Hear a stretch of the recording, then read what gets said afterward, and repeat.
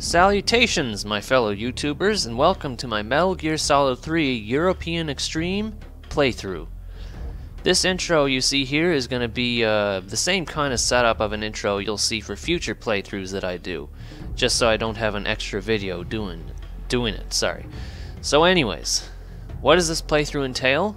Well, it involves me going through the European Extreme mode in Metal Gear Solid 3, the hardest difficulty in the entire game, and I haven't actually completed it on European Extreme myself, and I've almost have, but I'm too excited to start playing it again, so I'm just gonna start it right now and see where it goes. You won't see me doing any perfect runs, like not killing anybody or anything like that. I'll do what I need to do in order to get through the rest of the game. That being said, Metal Gear Solid 3 is my favorite game of all time, and it has really amazing cutscenes and story sequences, so you won't hear me talking over a lot of cutscenes unless I feel like I need to point something out, just because the cinematic quality of the game is just too good to be interrupted in. It's not like in Mass Effect where you can just cut in at any point and remark at how humorous the game can be sometimes. So yeah, again, you won't if you're looking to see someone doing a perfect run, not killing anybody, and not tripping up alarms at all whatsoever, then you should probably look elsewhere, because I'm not as experienced as a lot of European Extreme players out there. I'm going to do what I need to do in order to complete the game. So with that, thanks for watching this intro. I hope you enjoyed it, and I hope you enjoy the rest of this playthrough.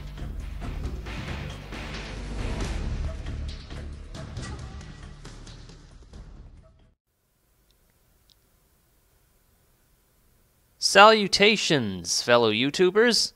AllDayAld here, and today I'm going to be doing a Let's Play of Metal Gear Solid 3 Snake Eater.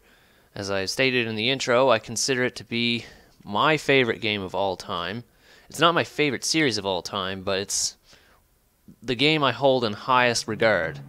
Its storytelling is so brilliant. I'm going to skip this intro because it happens again in the story. Yeah, its storytelling is really brilliant, and I'll go into more detail as I play the game. I always enjoyed this startup sequence because you can press the right bumper to speed up like that, and then hold the right trigger to slow it down, click the thumbsticks to change colors. That's kind of cool. Anyways, we won't fiddle around with it too much. I actually almost did complete this game on the difficulty I'm about to try it out on, European Extreme, but I'm too antsy. I haven't completed it yet, and I'm just too antsy. I want to start it again, because it's that good of a game. So, this was actually the first time I played Metal Gear Solid back in the day, back in 2011. So, I've played this game at least half a dozen times, so this would make it my 7th playthrough of this game. Anyways, I'm gonna do I like Metal Gear Solid 3 because you get quite a few extras whenever you beat the game. No, sorry, I said that totally wrong. I meant to say you get extras whenever you pick this. You get like extra face paint, and I believe you get a few extra camo as well. Anyways, let's go to European Extreme. And the story should start up right now. After the end of World War II, the world was split into two, East and West. This marked the beginning of the era called the Cold War. There's a lot of interesting things in this game regarding communism. It's a subject I've always enjoyed studying. And yeah, Hideo Kojima's name is all over these credits, just so you know.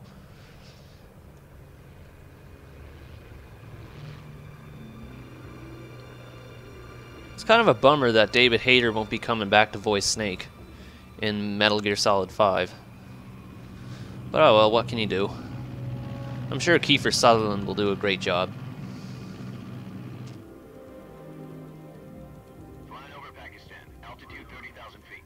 Approaching Soviet airspace. 20 minutes to drop off. Commencing internal depressurization. check. Arm main parachute. All right. You ready to go? Drop zone still showing a high pressure mass. Cav okay. Good. We've got high visibility. I want to find out how to get the audio from this game into my headset, because I would like to hear better what they're saying. Right now there's no sound in my headset at all. I'm just wearing it for the sake of commentary. Connecting oxygen hose to interior connector. Put on your mask.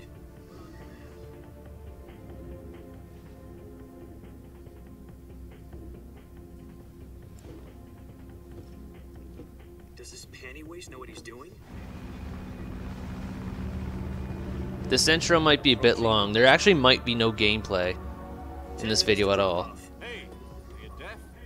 He said put out the cigar and put on your mask.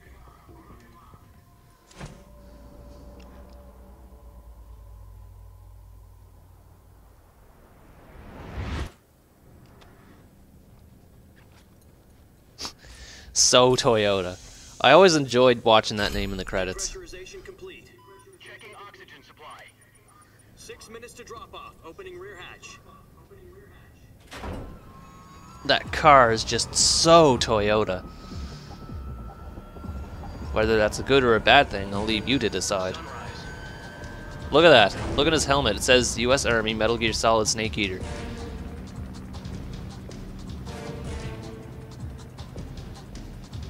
External temperature minus 46 degrees Celsius.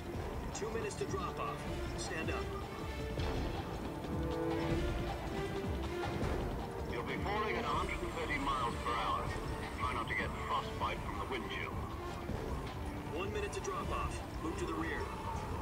Activate bailout model. This is one for the history books. The world's first Halo jump.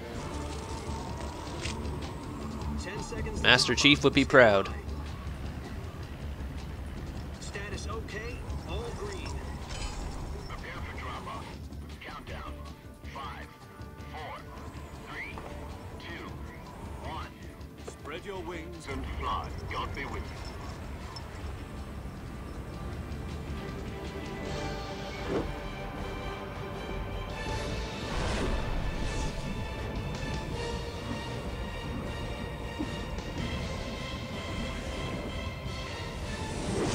Yeesh, I get sick if I did that many flips.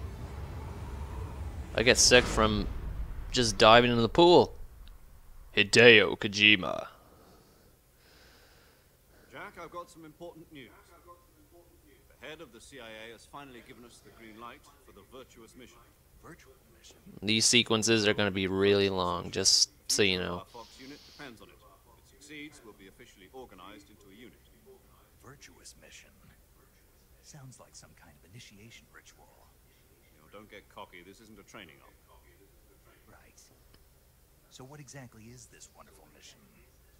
Well, about 2 years ago, a certain Soviet scientist requested asylum in the West through one of our moles. His name is Nikolai Stepanovich Sokolov. He's head of the OKB 754 Design Bureau, one of the Soviets' top-secret weapon research facilities, and the East's foremost expert on weapons development. Sokolov. Isn't he that famous rocket scientist? The very same. On April the 12th, 1961, the Soviets achieved the first manned spaceflight in history. The Earth was blue, but there was no God. Well spoken. The rocket that carried Yuri Gagarin to orbit was the A-1, known as the Vostok rocket. Sokolov is said to be the man most responsible for the multi-engine cluster used in that rocket. After Gagarin's flight, Sokolov left rocket development to become the head of the newly established Design Bureau. From a lowly technician to head of a design bureau, that's quite a success story. So why do you want to defect? It seems he'd become afraid of his own creations. Afraid. Call it a crisis of conscience. And for that, he left his country and his family behind and went over the fence? Not exactly. One of his conditions was that his family was also to be taken safely to the west. We used a mole to get the family out first. He succeeded in sneaking Sokolov over the Berlin Wall shortly afterwards. I was the one who conducted the operation. The security on the eastern side was still full of holes back then. Then what? We got Sokolov over in one piece, but the whole ordeal had left him exhausted, and we checked him into a hospital in West Berlin. It took him 2 weeks and more than 600 miles to get from the research facility in the Soviet Union to Berlin. He was in no condition to say anything coherent. And it was only a week later that we had something much bigger on our hands. The Cuban Missile Crisis. October the 16th, 1962, President Kennedy received word that the Soviets were in the process of deploying intermediate-range ballistic missiles in Cuba. The President demanded that the Soviets dismantle and remove the missiles. At the same time, he announced a naval blockade to prevent further missile shipments from reaching Cuba. But the Soviets didn't back down, instead placing their armed forces on secondary alert. Soviet transport ships carrying missiles continued on course towards Cuba. US and Soviet forces went on alert for an all-out nuclear war. Frantic negotiations were conducted through the UN's Emergency Security Council and unofficial channels to end the hair-trigger standoff. Finally, on October the 28th, the Soviet Union agreed to remove its missiles from Cuba, and so the world avoided a nuclear holocaust. But in order to get the Soviets to pull their missiles out, we had to make a deal. You mean the one where the US agreed to remove its IRBMs from Turkey? No. The Jupiter IRBMs deployed in Turkey were obsolete. We were going to get rid of them anyway. They had no strategic value whatsoever to either the US or the Russians. The Turkey deal was a ruse, a cover story that was fed to the other intelligence agencies around the world. So what did the Russians really want? Sokolov. They wanted us to return Sokolov. You mean the Soviets pulled out of Cuba just to get their hands on Sokolov? That's right. What the hell was he working on? At the time, we had no idea. We were running out of time. It was either give up Sokolov or risk full-scale nuclear war. In the end, we had no choice. President Kennedy gave in to Khrushchev's demand. The next day, I got Sokolov out of the hospital, handed him over to agents on the eastern side. Sokolov kept on screaming, "Save me," until he disappeared from my sight. Then a month ago, we received some new information from one of our moles. About Sokolov? Yes. He was taken back to the research facility and forced to continue working on the weapon in question under KGB supervision. What's more, it's on the verge of completion. So what kind of weapon is it? Something to do with space rockets? No. Missiles. Same technology. I guess you're right. We don't know the details, but it appears to be a new kind of nuclear device. For how many years, Sorry about we've that. been conducting frequent nuclear tests at Semipalatinsk. Something to do with the weapon, I assume. We're talking about Have you guys fallen asleep yet? was ready to pull out of Cuba to get it back. Is Sokolov still in the facility? No. According to our intelligence, he's in Selino-Yarsk, a place in the mountains about 3 miles to the west that's known as the Virgin Cliffs. The Virgin Cliffs. Nice name for a virtuous mission. They moved him there just recently. Why? Apparently, they're conducting a field test of the weapon, but it's our best chance to get him back. This mission would never have been possible if he was still in the research facility. This is our last chance. Sokolov must have known that too when he contacted us. Oh boy, this video is going to be long. There's a lot of interesting ideas there in that intro, though. Very interesting, at least for me. It's interesting how Kojima plays around with history regarding the Cuban Missile Crisis thing and the missiles in Turkey.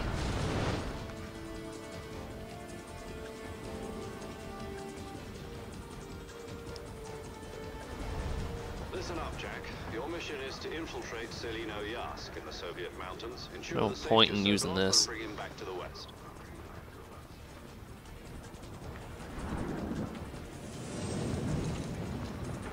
There's actually a secret. Oh, I'll wait. Complete, we'll be facing a major crisis. The clock is ticking. There's actually secret areas in the cutscenes of this game where you can actually use RB, but it doesn't tell you. Stand by at the recovery point. A recovery balloon will be dropped at that point. Helium will be pumped into the balloon to inflate it. The process takes about 20 minutes. Once it's complete, the gunship's arm will latch onto the balloon and pull it up. The Fulton surface-to-air recovery system. I'm familiar with the theory. Take it easy. It's been combat-proof. Do you think Sokolov is up to it? The shock will be less than during a parachute jump, and the arm can handle up to 500 pounds. So you're planning on going over the border in a single combat Talon? She's equipped with two 6-barrel 20mm Vulcan cannons, as well as two 40mm machine guns. Sounds like she could hold her own against a battalion of tanks. Even with the fuel in the reserve tank, we're facing a 4-hour time limit. If all goes well, it shouldn't take more than a few hours. Home in time for dinner. But if anything goes wrong, You'll be eating dinner, breakfast, and all the rest of your meals in the jungle.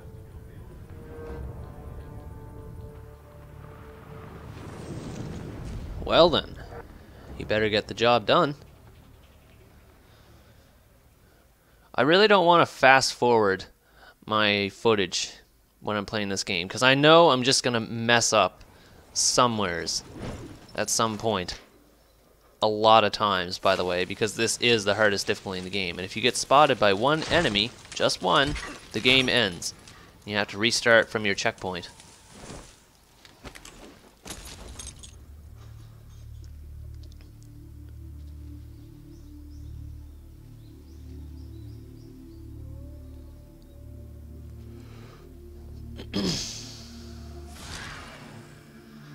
Behold the Snake Eater.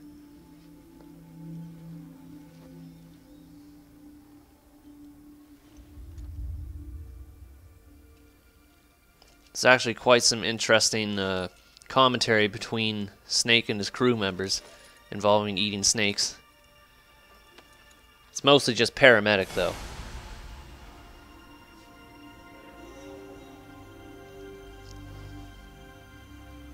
We get the slow reveal of our hero, Snake. This type of snake is Naked Snake. He doesn't become naked until later on in the game, and you'll see what I mean when I say naked. He doesn't actually go streaking in the jungle, showing everyone his snake. Do you copy? You're already in enemy territory. Somebody might be listening in. From here on out, we'll be using code names to refer to each other. Your code name for this mission will be Naked Snake. I'll be referring to you as Snake from now on. You're not to mention your real name. Snake? Well, you don't like Well, snakes? I guess I was wrong. What do you mean? You've eaten one before, haven't you? In survival training? I'm glad to hear that. I don't know if I'd ever order one in a restaurant, but... Be careful, you might not have a choice. What about you, Major? What should I call you? Let's see. I'll be Tom. Call me Major Tom. This will be a sneak. Ground control to Major You Tom. must not be seen by the enemy. You must leave no trace of your presence. Is that clear? This kind of infiltration is the Fox unit's I specialty. don't know if that song existed In other back words, then. weapons and equipment are procure on site. That goes for food as well. You're completely naked, just as your name implies. Great. Now I see why you asked me if I liked snakes. I suppose calling me Snake was your idea of a joke, too. There's a better reason why he's referred to Good as reason for Naked that. Snake. I'll Just tell you throwing later that when out the there. time is right. Gotcha. Getting back to the subject, how exactly am I supposed to feed myself? You've been issued a knife and a tranquilizer gun. Use them to hunt for food. You'll also find some medical supplies in your backpack. Yeah, about the backpack. I lost it in a tree on the way down. I see. Well, you better go back and get it then. You know where it is? No problem. I can see it from here. It's stuck on a branch.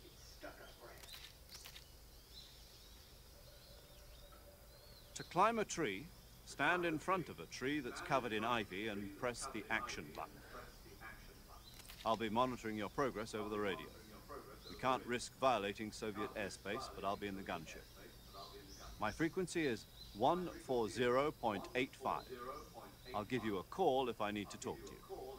If If you need to talk to me, use the send function. Okay, Snake, go get your backpack.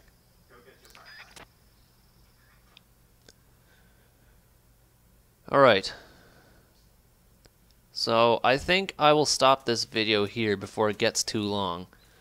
Because I don't want to make tons of 25-minute videos and have them split in my computer. I found out my capture card still splits my videos, but I don't think it leaves that awkward pixel effect like the other videos did on my camcorder.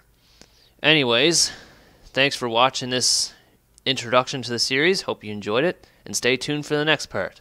Until then, as they say in Montreal, or in French, whatever, au revoir.